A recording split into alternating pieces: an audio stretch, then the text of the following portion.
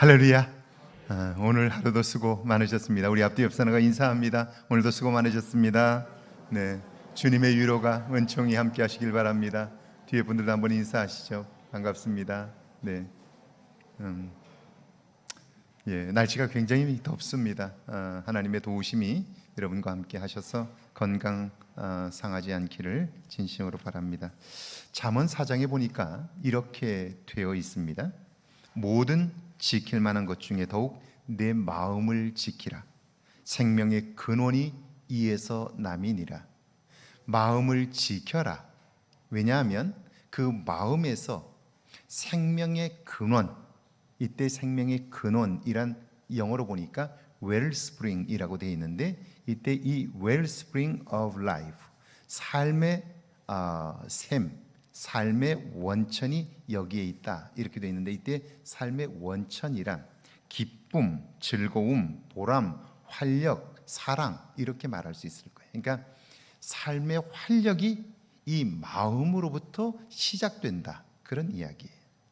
그러니까 우리가 살면서 늘 마음에 관심을 가져야 하고, 우리가 처음 먹었던 그 마음을 지켜야 한다. 왜냐하면 그 마음을 지키지 못하면 삶의 활력을 잃게 되고 기쁨이 사라지게 되고 사는 맛이 나질 않게 된다, 그런 이야기예요. 근데 정말 이 말씀이 우리에게 주어졌지만 우리는 이 말씀을 의식하지 않고 살기 때문에 우리의 마음을 방치해둬요. 왜냐하면 마음은 눈에 보이는 것이 않기 때문에 그래요. 마음이 눈에 보이는 게 아니니까 조금만 우리가 의식적으로 주목하지 않으면 그냥 무시하게 되고요.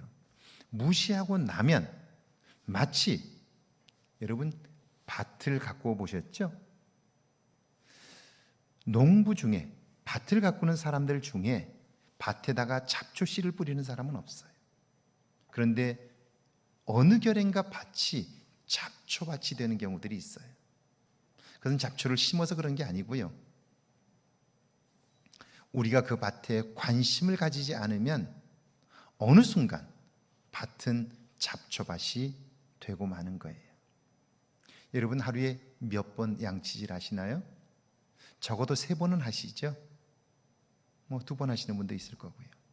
자, 하루에 3번씩 식사하고 양치질을 한다면, 그러면 그 이빨은 깨끗해야 돼요. 3번씩이나 하잖아요. 그런데 어때요?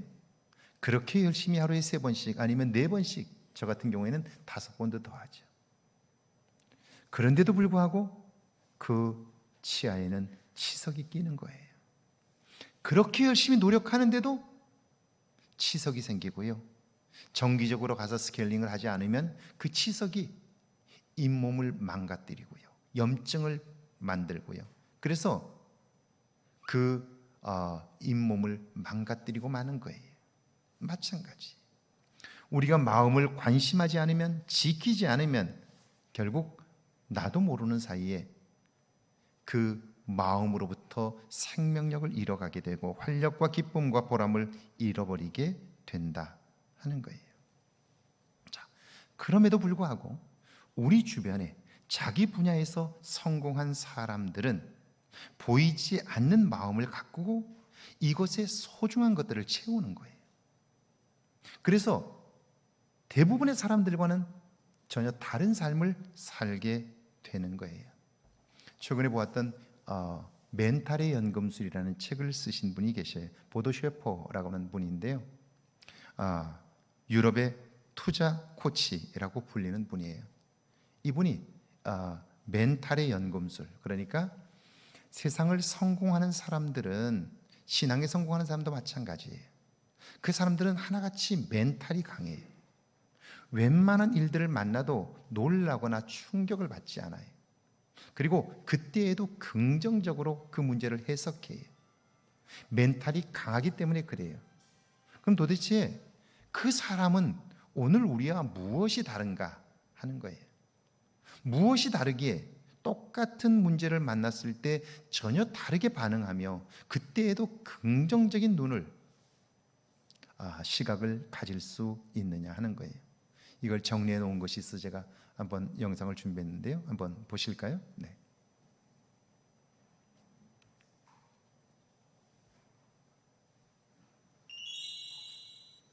자, 살아가면서 나 자신에게 어떤 질문을 하느냐에 따라서 내 삶은 달라지는 거예요. 그러니까 내가 어떤 일에 관해서 옳다라고 주장할 수 있어요. 그리고 내 주장이 맞다고도 확인할 수 있어요. 그런데 그렇게 함으로써 내 마음이 불편해진다면 그것은 내가 원하는 것을 얻었다 할지라도 내 삶은 결코 행복하지 않을 거예요. 오늘 우리가 선택하는 것들이 이런 것이 아니냐는 거예요. 나는 옳은 것을 주장했는데 그 옳다고 한 주장 때문에 내 마음이 불편해지고 내 삶이 힘들어지는 것은 아니냐는 거예요. 이것은 옳고 그름의 문제가 아니라 나의 삶의 태도가 지금 긍정적이지 않다는 걸 보여주고 있는 거죠. 자, 세상을 사는 동안 내 생각이 틀렸다고 생각해도 괜찮아요. 그것이 내 인생이 무너지게 하는 것도 아니에요. 누군가에게 한 번쯤 져주는 것도 괜찮아요. 그 사람이 기뻐할 수 있다면. 그런데 오늘 우리는 어떤가요? 내가 한 말이 상대방에 의해서 잘리거나 무시당한다고 느낄 때 우리는 반발하지 않나요? 기분이 상하지 않나요? 그런데 한번 생각해 보세요. 기분이 상함으로써 나에게 주어지는 게 뭔가를 생각해 보세요. 누군가의 말 한마디 때문에 나의 기분이 나빠지는 순간 그때부터 나의 인생은 없어지는 거예요. 그 사람이 내 안에 들어와 나의 삶을 좌지우지하게 돼요. 이미 그 사람 때문에 기분이 나쁘면요, 그 사람만 생각하면 속이 상하잖아요. 화가 나잖아요. 그래서 그 화는 누구에게 영향을 미칠까요? 가장 가까이 있는 사람, 나에게 가장 소중한 사람에게 그 좋지 않은 영향은 계속해서 전해지는 거예요. 가장 가까이 있는 사람, 가장 소중한 사람을 힘들게 하는 거예요. 그리고 그 소중한 사람에게는 자기도 포함되는 거죠. 자기 인생을 그래서 다 낭비하게 되는 거예요. 이게 얼마나 어리석은 일이냐 하는 거예요.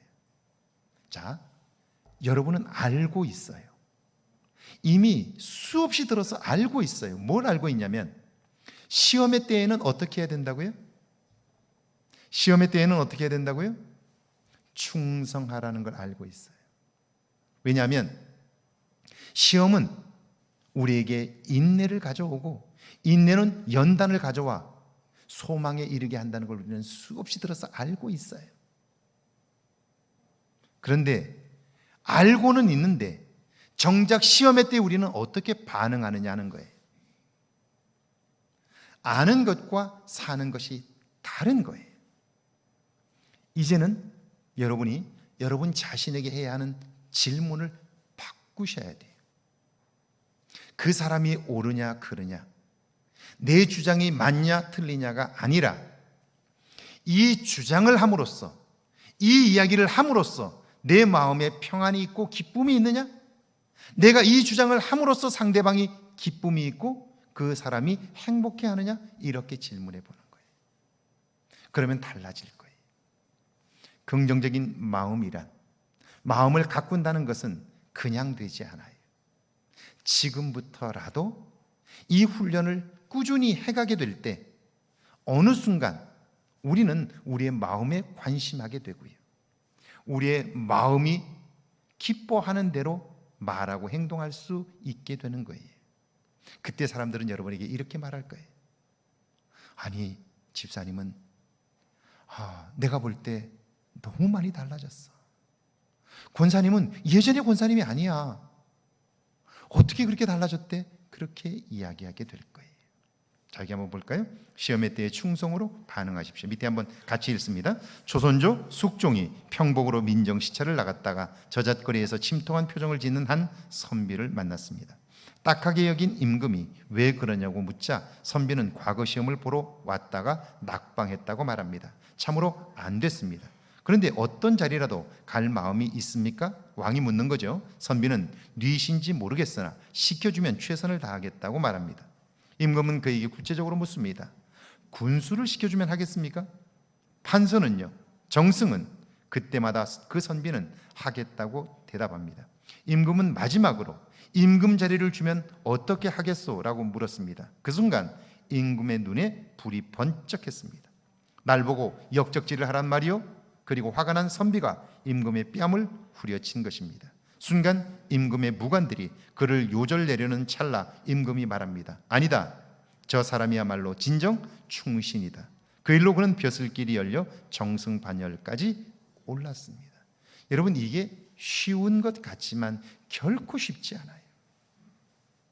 자, 38년 된 병자에게 예수님께서 물어요. 내가 낫기를 원하느냐? 라고 물어요. 자, 병자에게 내가 낫기를 원하느냐? 라고 물어요. 눈먼 사람에게 내가 보기를 원하느냐? 라고 물어요. 내가 진실로 그렇게 되기를 원합니다. 라고 대답하는 것이 쉬울 것 같지만 절대로 쉽지 않아요. 성전 미문에서 구걸하는 사람에게 주 예수 그리스도의 이름으로 명하노니 일어나 걸으라 라고 했을 때 그가 손을 잡아 일으킬 때 일어나려고 하는 그 반응은 그 속에 믿음이 없이는 불가능한 거예요. 그런다고 일어나서 걸을 수 있겠어? 내가 평생을 일어나지 못했는데? 그렇게 생각할 수 있는 거예요. 그 속에 믿음이 없다면 잡아 일으켜 세우려고 해도 자기가 주저앉아 있으면 결코 기적은 일어나지 않는 거예요.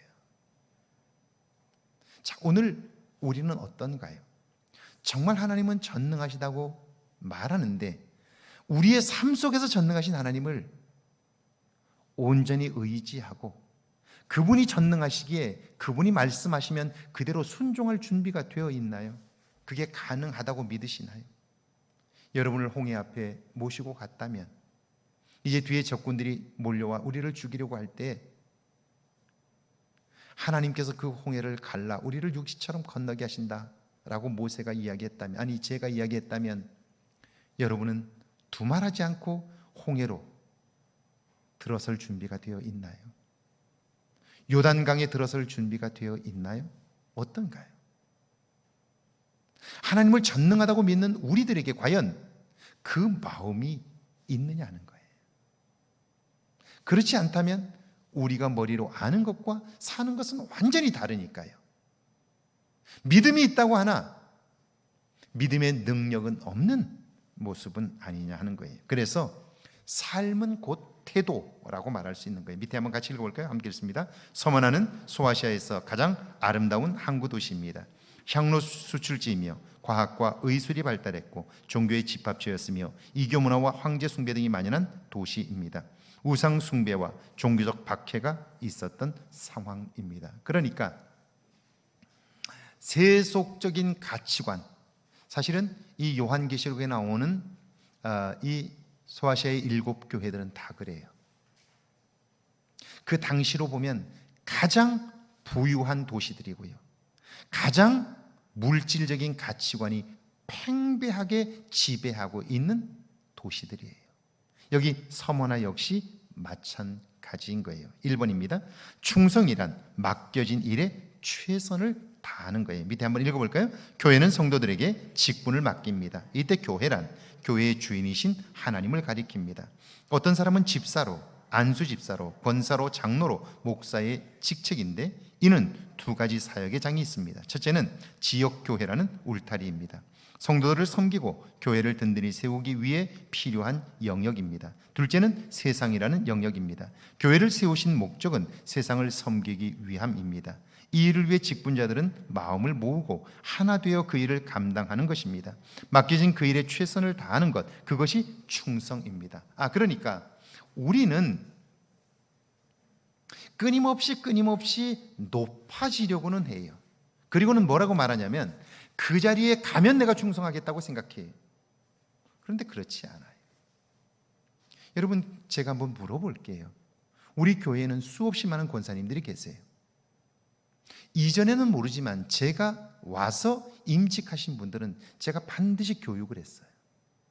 권사 교육을 했어요. 인터뷰도 했어요. 신앙생활에 관해서 제가 질문을 했어요. 공예배에 빠지지 않겠습니까? 헌금 생활은 어떻게 합니까? 이런 것들을 권사는 교인들을 신방하고 기도하며 그리고 어렵고 힘든 사람들을 돕는 역할을 하기 위하여 권사를 세우는 겁니다. 제가 다 교육을 했어요. 그리고 공예배에 빠지지 않겠습니다. 다 서약했어요. 인터뷰하면서 다 서약했어요. 그런데 어떤가요? 임직하고 나서부터 어떤가요? 그걸 다 잃어버리지 않나요? 자, 충성이란 마지막까지 주어진 일에 최선을 다하는 거예요. 왜냐하면요, 우리의 신앙 인격은 한순간에 달라지질 않아요. 많은 사람들이 어느 한순간에 신앙이 달라질 거라고 생각해요. 기도원에 가서 불 받으면, 여러분, 불 받아서 믿어지지 않던 하나님의 역사가 믿어지는 것은 한순간의 변화예요. 하나님이 세상을 창조하셨다, 하나님이 나를 지으셨다, 이게 믿어지지 않았어요. 처녀가 잉태해서 예수 그리스도가 이 땅에 오셨다, 믿어지지 않았어요. 그런데 어느 날 기도하다가 그게 한순간에 믿어졌어요. 그건 가능해요. 왜냐하면 신앙의 출발은 하나님의 전적인 은혜가 아니면 불가능하기 때문이에요. 그런데 신앙의 목적은요, 예수를 그리스도로 구원자로 믿어 영원한 생명을 얻는 것과 동시에 구원을 받았다면 이제는 내가 받은 구원으로 인하여 이전에 알지 못했던 자유한 삶을 경험하는 거예요. 구원의 삶을 누리는 거예요. 이것은 아주 구체적으로 말하면 이런 거예요. 예수를 알기 전에는, 구원받기 전에는 돈을 모으는 것밖에 몰랐어요. 그리고는 죽자고 돈만 벌었어요. 그리고는 쌓아두었어요. 그걸 자랑했어요. 그런데 구원받은 이후에는요, 그걸 주신 분이 하나님인 것을 알게 되었어요. 그리고는 이제는 그걸 하나님이 기뻐하시는 곳에 사용하는 거예요. 그러면서 그 기쁨을 경험하게 되는데 이전에는 한 번도 경험해 보지 못한 거였어요. 전에는 나 자신의 유익만을 위하여 살았어요. 시간이 없다고 말하지만 내가 좋아하는 일들은 다 했어요. 돈이 없다고 말했지만 내가 좋아하는 일에는 다 썼어요. 그런데 어때요? 내가 예수를 구원자로 믿게 되면서 이제는 그분이 내 생명의 구원자라는 사실을 고백하게 되면서 삶이 달라진 거예요. 내가 받은 은혜가 얼마나 큰가를 알게 되니까요, 이제는 그분을 기쁘시게 하는 일을 위하여 나의 시간도 사용하게 돼요. 물질도 사용하게 돼요. 그러면서 어때요? 내 삶이 달라지는 거예요. 내 삶이 새로워지는 거예요. 그러니까 영원한 생명을 얻는 것은 일순간에 이루어질 수 있지만 하나님의 절대적인 은혜로 이제 내가 얻은 그 구원을 날마다 누리며 살게 하는 나의 과거에 습관적으로 살았던 죄된 삶들을 청산하지 않으면, 나의 내면이 새로워지지 않으면 결코 내게 주어진 구원을 누릴 수가 없게 되는 거예요. 그래서 구원은 계속되어야 하는 거죠. 끊임없이 우리의 내면을 살펴보고 우리의 마음을 새롭게 하지 않으면 우리는 무언가에 묶여 있어요. 그것으로부터 자유롭게 되지 않고는 새로운 세상을 경험할 수 없게 되는 거죠. 그러니까 하나님께서 우리에게 집사로, 권사로, 장로로, 목사로 부르셨다는 것은 그걸 통하여 받으실 하나님의 영광도 있지만, 마치 이제 코가 깨인 소는 주인에 의하여 열심을 다하여 일하게 될 때 풍성한 열매를 거두듯 우리의 삶은 직분을 받아 그 일에 충성하고자 몸부림할 때 우리의 내면에 잘못된 것들이 하나씩 제거되고 자유한 삶을 살아가게 되고요, 구원을 누리게 되는 거예요. 그런데 직분은 받았으나 예전의 방식대로 그대로 산다면 오늘 우리에게 행하여지는 하나님의 구원을 우리는 누릴 수 없게 되는 거죠. 이걸 기억하는 일이 참 중요해요. 그래서 오늘 우리에게 이렇게 질문해 봐야 하는 거죠. 나는 오늘 하나님께서 내게 주신 직분을 감당하기 위하여 얼마나 애쓰고 있나. 제가 사실은 목사로서 교회를 목회하면서요, 특별히 코로나 상황에서 정말 고민하는 게 있어요. 이 상황을 하나님이 주셨다면, 이 상황이 심각하기 때문에 아무것도 할 수 없는 것 같아요. 그러나 하나님은 전능하시잖아요. 아멘이시죠? 하나님은 못할 것이 없으시잖아요. 그러면 아무것도 할 수 없을 것 같은 이 상황에서도 우리에게 원하는 게 있을 거 아니에요. 하나님이 우리를 통하여 이루고 싶은 게 있을 게 아니에요. 그저 코로나 상황이니까 교회는 모든 걸 다 놓고 살아야지, 그저 코로나 상황이 좋아질 때까지만 기다려야지, 이것은 신앙의 태도가 아니라는 거죠. 이때도 하나님은 전능하시기에 무언가 우리에게 원하시는 것이 있을 것 아닌가, 그래서 기도하는 거예요. 그러면서 이때 우리가 준비해야 할 것이 있다. 여전히 하나님의 선교는 계속되어야 하고, 오늘 이 시기에 하나님이 기뻐하실 일이 뭔가, 그걸 생각하는 거예요. 그리고 그런 것들을 함께 장로님들과 의논하는 거예요. 왜냐하면 하나님은 전능하시기에 이때에도 하나님의 백성들을 통하여 이루고자 하시는 일들이 있을 거라고요. 근데 우리는 먼저 판단해 버리는 거예요. 그거 안 됩니다, 그거 못합니다, 한다고 그거 되겠어요? 이렇게 생각하는 거죠. 여러분, 믿음으로 해보고 하다가 안 되면 어떡하겠어요? 다시 한번 기도하고, 그리고도 안 되면 어때요? 그러면 하나님이 막으시는 거죠. 거기서 멈추면 되는 거예요. 그런데 아예 해보려고조차 하지 않는다면, 그럼 우리는 하나님을 무능력한 분으로 믿고 있는 거죠. 이때에도 하나님은 뭔가 하고 있고 우리에게 기대하고 있는 것이 있을 거 아니에요. 그게 뭐냐 이거죠. 그게 몰라요. 그래서 우리는 기도하는 거죠. 이게 충성 아니냐, 이게 충성. 이게 충성이죠. 아이고, 상황이 안 좋으니까요, 그냥 적당히 이때만 지나가면 좋겠죠. 그건 아니란 말이에요. 그건 충성이 아니란 말이에요.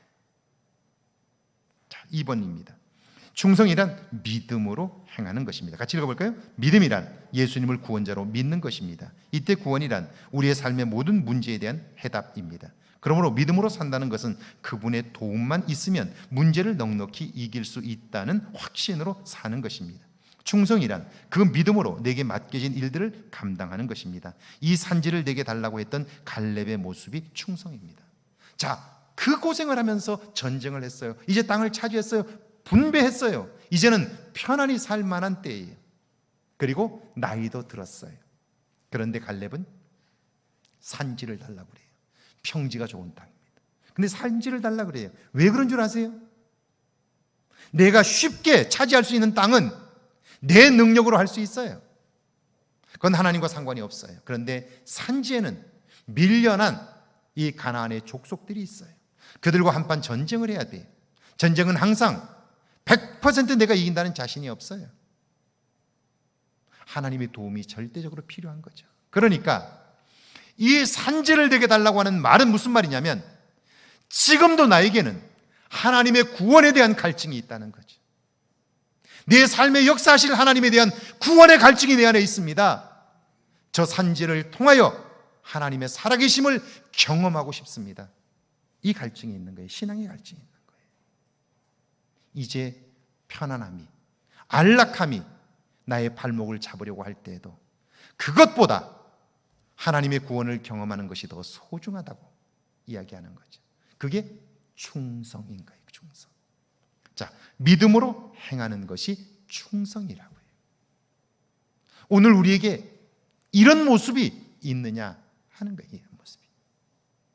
누가 뭐라고 해도 내게 주신 믿음 때문에 마지막까지 하나님을 기쁘시게 하고자 하는 몸부림들, 그게 오늘 우리에게 있느냐 하는 거죠. 세 번째는요, 충성이란 신앙의 성장과 하나님의 인정을 목표로 하는 것입니다. 함께 읽어볼까요? 충성을 통해 누군가에게 인정받으려 한다면 그 사람의 충성은 오래가지 못할 것입니다. 나의 충성을 모두 알아줄 수 있는 사람이 세상에 없기 때문입니다. 충성이란 말씀에 순종함으로 변화되는 나의 성장과 성숙을 목표로 합니다. 그리고 마지막 날 주님 앞에 설 때 칭찬하실 주님을 만나는 것을 목표로 합니다. 그 사람은 결코 지치지 않습니다. 그래요. 자, 충성하는 사람의 목표는요, 사람들로부터 얻는 인기가 아니에요. 칭찬이 아닙니다. 충성하는 사람의 목표는 자기 자신의 내면의 성장이에요. 그리고 자기 자신의 변화예요. 사실은 신앙의 목표는 이런 거예요. 그런데 어느 결엔가 우리도 모르는 사이에 신앙생활의 목표가 변질되었어요. 권사가 되는 게 신앙생활의 목표가 된 분도 계시고요. 장로님이 되는 걸 신앙의 목표가 되는 사람들도 있어요. 여러분, 그 자리에 있다고 해서 절대로 내 삶이 달라지지 않아요. 제가 가끔 하는 이야기예요. 제가 대학가요에서 들었던 노래, 연극이 끝나고 난 뒤라는 제목의 노래가 있어요. 그 가사가 이래요. 연극이 끝나고 난 뒤 혼자서 객석에 남아 조명이 꺼진 무대를 본 적이 있나요? 음악 소리도 분주히 돌아가던 세트도 이젠 다 멈춘 채 정적만이 흐르고 있죠. 고요만이 흐르고 있죠. 배우는 무대 옷을 입고 춤을 추며 노래하고, 조명은 배우를 따라 바삐 돌아가지만 끝나면 모두 다 떠나버리고 무대 위엔 정적만이 남아있죠. 여러분, 여러분의 사는 삶이 혹시 무대 위에서 연기하는 배우의 모습이 아닌가요? 만약 무대 위에서 연기하는 배우의 모습이라면, 누군가에게 보여주기 위해서 하는 거라면요, 연극이 끝나고 나면 조명도 끝나요. 음악 소리도 끝나요. 다 끝나고 나면요, 조용한 무대만 남아요. 다 떠나고요, 그 무대엔 아무도 없어요. 여러분의 인생의 끝에 무엇이 남을 건가요? 지금처럼 살면 여러분의 인생 끝에 무엇이 남을까요? 저는 진심으로 두려워요.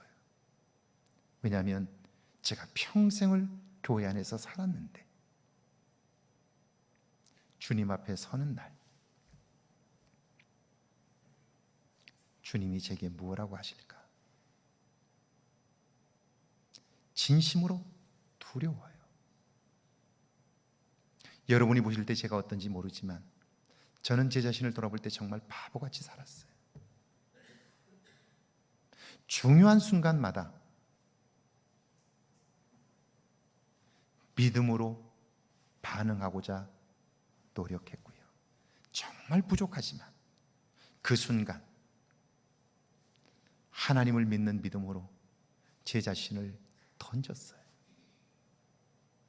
그리고 제가 얻은 것이 뭐냐면요, 어떤 상황에서도 평안할 수 있는 거예요. 어떤 경우에도 자유할 수 있는 거예요. 그리고 내가 받은 은혜가 너무 커서 어떤 때에도 그 은혜 때문에 감격하고 기뻐할 수 있는 거예요. 할렐루야, 할렐루야. 이것보다 더 소중한 게 있나요? 오늘 여러분은 어떤가요? 정말 여러분은 충성하고 있나요?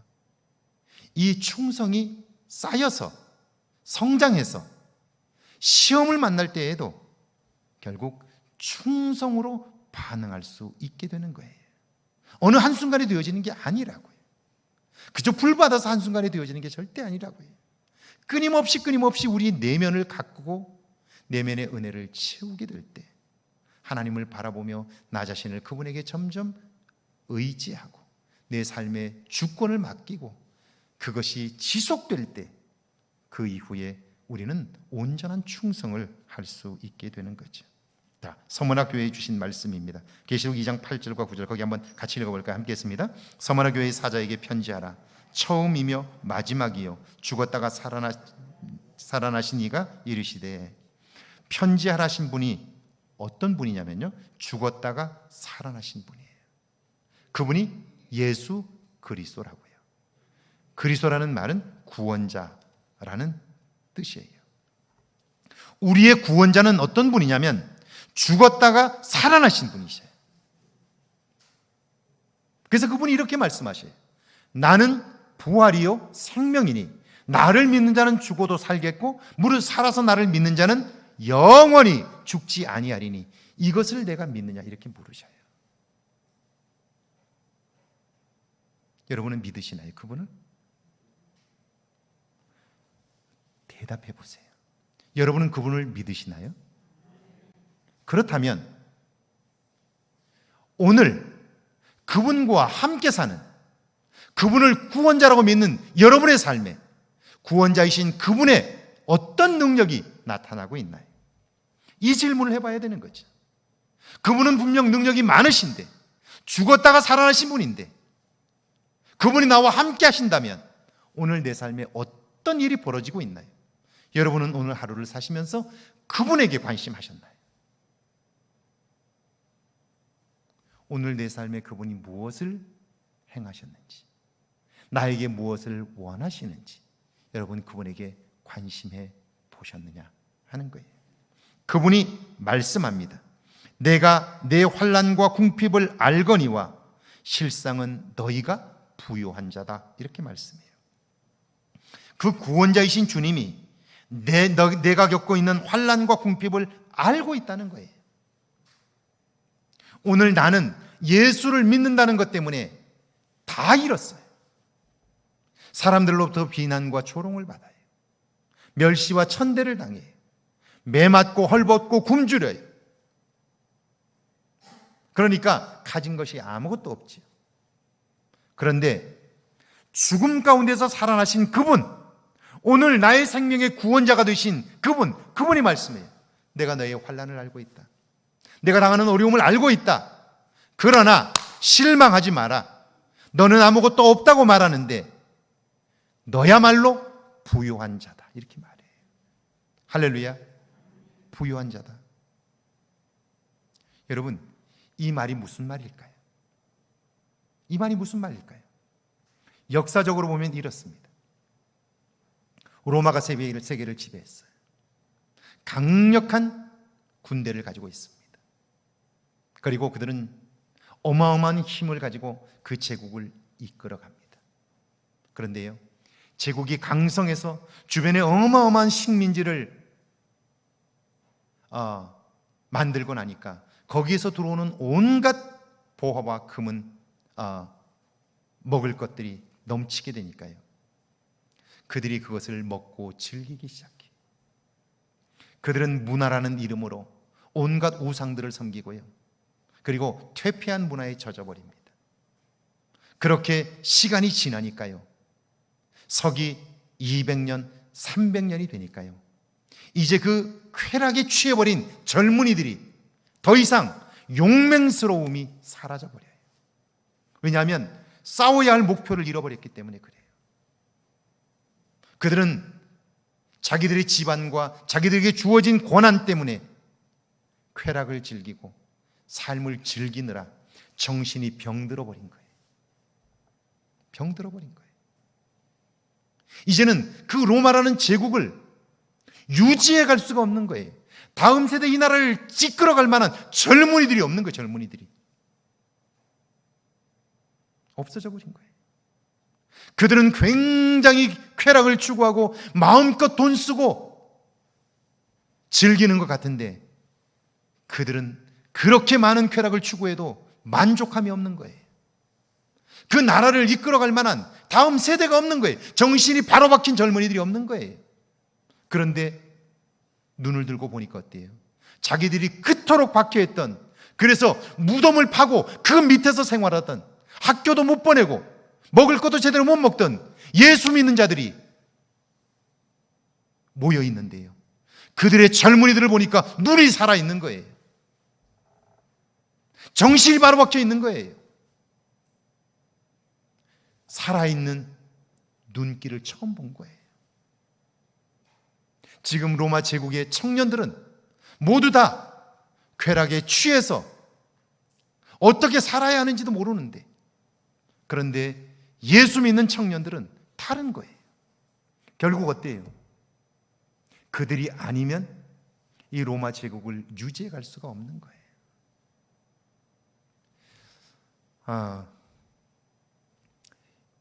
인디언들이 저 북미 대륙의 원래 주인이에요. 영국의 퓨리탄들이 신앙의 자유를 찾아서 미국 대륙으로 건너오기 전까지 그 땅은 인디언들이 차지하고 있었어요. 인디언들은 굉장히 용맹스러운 사람들이에요. 그리고 우리는 그들을 굉장히 무지한 자라고 생각하기 쉬운데 절대 그렇지 않습니다. 인디언들의 문화를 공부해 보면요, 그 당시, 지금으로부터 적어도 몇백 년 전에 그들은요, 적어도 추장 자리를요 한 사람이 독식하지 않아요. 그리고 추장이 있어도 회의를 할 때는요, 회의를 한 사람이 자기 마음대로 끌고 가지 않아요. 여러분이 혹시 미국을 여행해 보면 그 인디언들이 굉장히 많은 종류의 인디언들이 있어요. 인디언들의 주거지들을 방문하게 되는데 가보면 여러분은 깜짝 놀랄 거예요. 여기 이렇게 원형으로 되어 있는 그 마을의 원로회의라고 부르는데요, 원로회의에서 매번 모여가지고 회의를 해요. 그런데 대체로 이제 둥근 모양이에요. 거기에 각 대표들이 모여가지고 조그만 상 같은 것들이 하나씩 있는데 동그랗게 둘러서 앉아요. 앉아서 함께 회의를 해요. 그런데 그 처마 위쪽이, 지붕 위쪽이요, 이렇게 뚫려 있어요. 위에 태양이 이렇게 보이도록 되어 있어요. 그런데 거기에 쭉 앉는데요, 앉아가지고 앉으면 햇빛이 들어오는 자리가 있어요. 그 햇빛이 들어오는 자리, 이거는 계속 바뀌죠. 이 햇빛이 들어오는 자리, 시간을 바꿔서 또 하기도 하고요, 햇빛이 들어오는 자리에 앉은 사람이 그날 의장이에요. 나이와 상관이 없어요. 그러니까 그들은 굉장히 탁월한 리더십들을 개발하고요, 이용했다고요. 그리고 그들은 자기들의 목표를 위해서 굉장히 헌신하고 용맹스러웠어요. 그러던 그들이 패배한 이후에 몰리기 시작해요. 그리고 그들이 쫓겨가기 시작하면서 미국 정부는 그들에게 먹고 살 수 있는 길들을 열어줘요. 먹을 걸 계속해서 대주고요, 그들이 아무것도 하지 않아도 집을 새로 져주고요, 그들이 살 수 있는 것들을 다 공급해줘요. 그러자 인디언들은 자기들의 용맹스러움을 다 잃어버려요.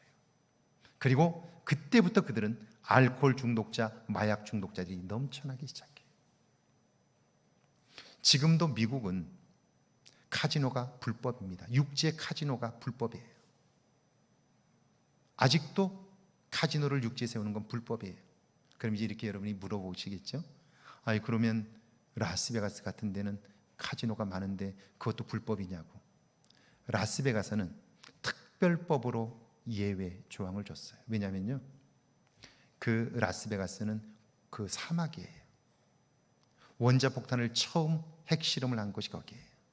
그래서 그 실험을 했기 때문에 그 지역민들에게 혜택을 주기 위해서 라스베가스라고 하는 도박의 도시를 허가해 준 거예요. 그러니까 특별법에 의해서 추진된 거예요. 나머지 여러분이 미국 여행을 해보면 카지노들 도시들이 꽤 있어요. 그 카지노 도시들은 어떻게 생긴 거냐면요, 미국 정부가 인디언들 보호구역 안에 가둬두고 그들이 먹고 살 수 있도록 하기 위해서 카지노 영업권을 준 거예요. 그래서 카지노 그룹들이 그들이 받아둔 그 카지노 영업권을 사서 거기에 카지노를 짓고 거기에서 일정 부분을 그들이 일할 수 있도록 일자리를 제공해주고 그들에게 일정 부분의 수익을 돌려주는 거예요. 그러니까 일하지 않아도 그냥 먹을 수 있게 되었어요. 근데 그렇게 되니까 어때요? 정말 일하지 않아도 1년에 10만 불을 넘게 가구당 받아요. 그러면 정말 너무 열심히 살 것 같잖아요. 인디언 보호구역마다 전부 다 알코올 중독자, 마약 중독자들이 가득 차 있어요. 자기들의 생활이 되질 않아요. 오늘 그리스도인들이 왜 이렇게 나약해졌을까요? 이 환난의 때에, 어려운 때에 충성으로 반응해 본 적이 없는 거예요. 내면을 관심하고 내면을 가꾸는 일에 우리가 실패한 거죠. 자, 결국 누가 부유한 자예요? 로마 제국의 그 어마어마한 부와 명예와 지위를 가진 사람들이 부유한 자예요? 아니에요. 그들은 다 타락했어요. 결국 더 이상 시대를 이끌어갈 수가 없게 되었어요. 그리스도인들은 비록 무덤 속에서 샀지만, 학교도 가지 못하고 변변한 직장도 가지지 못했지만, 그들의 자녀들이 그 제국을 이어받게 돼요. 그 제국을 움직이게 돼요. 이게 뭐예요? 이게 부요함이라는 거죠. 자, 부자와 부유한 자의 차이를 우리가 알아야 돼요. 부자는 돈이 많은 사람이에요. 그런데 부유한 자는 뭐예요? 가진 것을 누리는 사람이에요. 오늘 평안이 내 안에 있느냐? 하늘의 능력이 나에게 있느냐 하는 거예요. 우리가 이걸 한번 질문해 봐야 하는 거죠. 계시록 2장 10절입니다. 같이 한번 읽어볼까요? 너는 장차 받을 고난을 두려워하지 말라. 몇 사람을 옥에 던져 시험을 받게 하리니 내가 죽도록 충성하라. 그리하면 내가 생명의 면류관을 내게 주리라. 두려워하지 말라 하신 분이 누구예요? 십자가에서 죽으신 분이에요. 오늘 우리가 이런 고난을 겪을 때 그것이 우리에게 시험이죠. 그런데 이때 충성으로 반응하라는 거예요. 어떻게 그럴 수 있나요? 예수님께서 친히 보여주셨어요. 우리는 이 충성의 갈림길이 그 고난의 현장 앞에서 이루어진다고 생각하는데 아니에요. 이 충성의 성패는 어디서 결정되는 거냐면 겟세마네 동산에서 결정되는 거예요. 매일매일 내가 하나님과 얼마나 가까운 관계를 유지하며 하나님의 은혜로 내면을 채우고 있느냐, 여기에서 충성의 결정이 지어지는 거예요. 우리는 그때가 되면 그냥 그런 일들을 할 수 있을 거라고 생각하는데 절대 그렇지 않아요. 신실함은, 충성스러움은 매일매일 경건한 삶의 열매이지 어느 한순간 되어지는 게 아니라는 거예요. 죄송해요, 제 얘기해서. 제가 우리 교회에 와서도 신방을 하는데요, 제가 부임 신방을 할 때부터 지금까지 우리 저와 함께 했던 간사님들이 사실은 저와 함께 지금 제가 있는 만큼 같이 신방을 계속 다니니까요, 아마 보셔서 할 거예요. 제가 신방이 계획되면 새벽에 그분들을 위해서 기도해요. 그리고 기도로 준비하고, 그리고 성경책 하나를 딱 들고 가요. 가서 신방을 가면 이야기를 함께 나누죠. 요즘 고민이 뭐냐고 물어보죠. 그리고 제가 찬송을 하나 골라서 불러요. 찬송을 부르는 동안 마음속으로 기도하죠. 하나님, 이 가정에 꼭 필요한 말씀을 주십시오 라고 기도해요. 그러면 성령께서 생각나게 하세요. 그러면 그 성경을 찾아요. 혹시 잘 못 찾으면 제가 찬송을 한 줄을 더 불러요. 한 줄을 더 부르고, 그래도 못 찾으면 한 절을 더 불러요. 그리고 찾아요. 그리고 그 말씀을 함께 나눠요. 그렇게 하면서 제가 받는 은혜가 너무너무 큰 거예요. 제가 생각지 못했던 말씀들을 하나님이 주셔요. 그래서 신방이 끝나고 나면 제 삶에 얼마나 큰 기쁨이 주어지는지 몰라요. 근데 여러분, 이게 성령이 도와주시는 건 분명한데, 그러면 내가 아무런 준비를 하지 않아도 성령께서 그렇게 하실까요? 절대 그렇지 않아요. 적어도 저는 제가 중학교 2학년 때부터 주일학교 교사를 하는 그때부터 매일 성경 10장씩을 꾸준히 읽어왔어요. 신학을 공부한 이후에는 매일 성경을 읽는 일을 놓치지 않았어요. 그게 지금까지 오는 거예요. 매일매일 성경을 읽는 일들을 빠지지 않고 끊임없이 한 거예요. 매일 새벽기도 하는 일들을 빠지지 않고 하는 거예요. 그 경건 훈련이 10년, 20년, 30년, 그리고 그것과 관련된 독서를 꾸준히 해오는 거예요. 이게 10년, 20년, 30년이 쌓이면서 제 안에 실력으로 남게 된 거죠. 성령께서 말씀하신다고 어느 순간 성경을 멀리하고 내 멋대로 살다가 어느 순간 성경을 든다고 그게 되어질까요? 결코 그렇지 않아요. 경건함은 훈련인 거예요. 충성에 대한 시련의 때, 시험의 때 반응은요, 결코 한순간이 되지 않는다 하는 거예요. 성패는 겟세마네에서 이루어지는 거예요. 자, 계시록 2장 11절입니다. 같이 한번 읽습니다. 귀 있는 자는 성령이 교회들에게 하시는 말씀을 들을지어다. 이기는 자는 둘째 사망의 해를 받지 아니하리라. 들을 수 있어야 한다는 거예요. 성령께서 하시는 음성을 들을 수 있어야 한다는 거예요. 오늘 여러분은 어떤가요?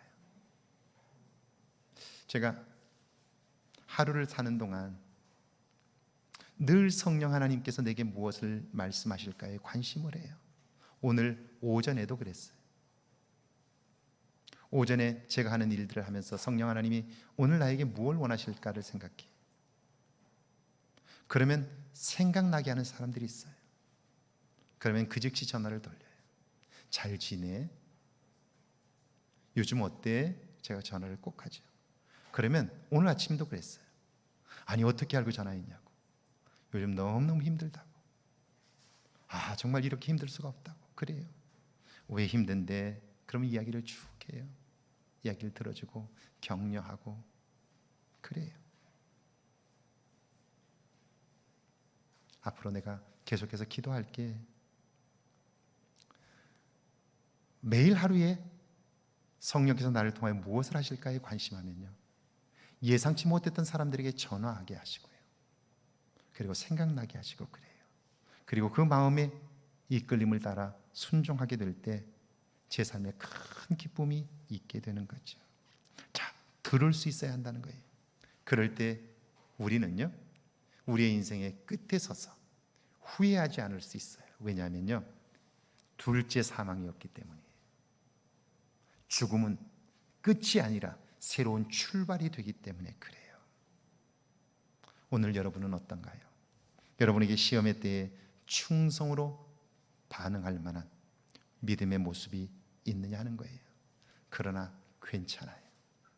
이제부터라도 그 하나님을 믿는 대로 한번 살아보세요. 여러분의 삶은 달라질 수 있어요.